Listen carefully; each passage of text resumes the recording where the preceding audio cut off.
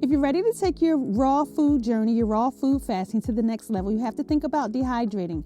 Food is considered raw if it's under 118 degrees, and that's why we dehydrate, so that we can get texture like crunch and crisp and chewiness from food without actually cooking it.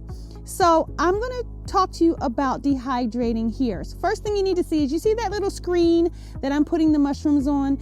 You need to get a screen. It usually comes with your dehydrator. This is the tray that comes with your dehydrator screen.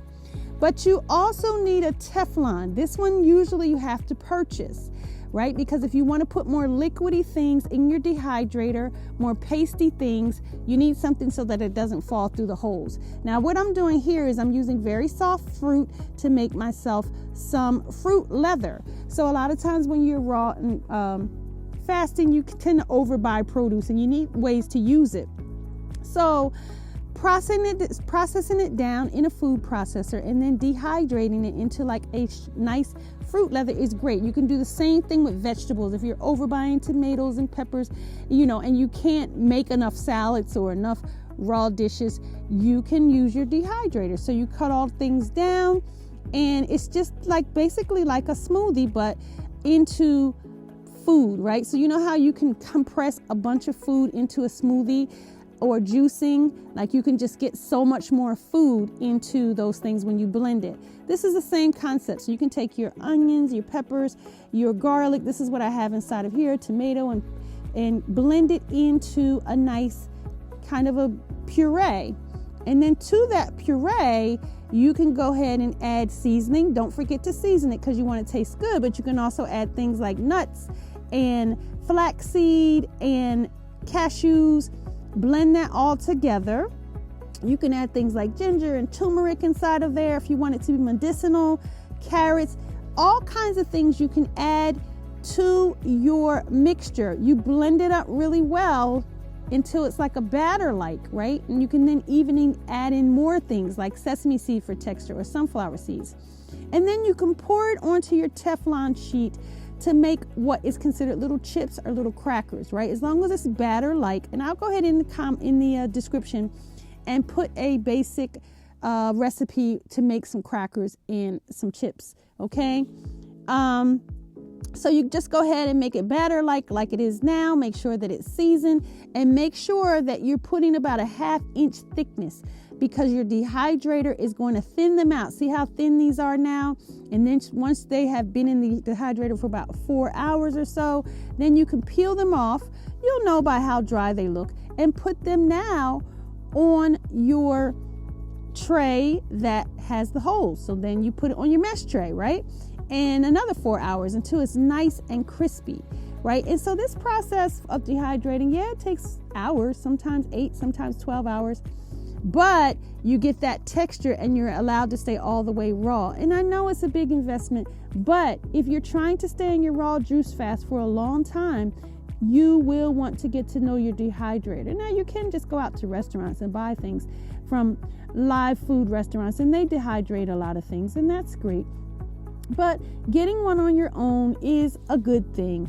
And I'm going to show you a couple that you can try. Mine is the Excalibur, and it has 9 trays, but there's different ones that you can try. Now I also make things like kale chips. Now inside of my fasting guide, I have a recipe for cheesy kale salad, right?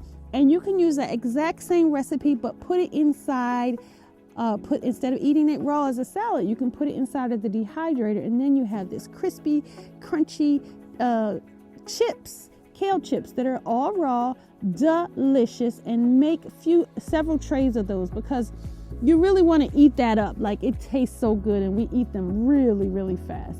So that's kale chips for you. So there's just so many things that you can do with the dehydrator. And remember that if food itself is below 118 degrees, then it's considered raw.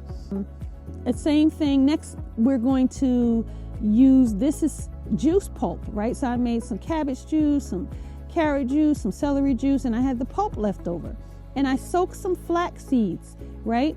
And that soaked flax seed is going to help me make a pizza crust here. And I'll put that recipe inside of description as well. So don't forget to season it up with things like, grill seasoning. You could add extra tomatoes, extra onions, anything you want here. Add it to this mixture. And for your pizza crust, you want this one not to be batter-like, but you want it to be like a paste, right? So that's what you're looking for, is paste-like consistency.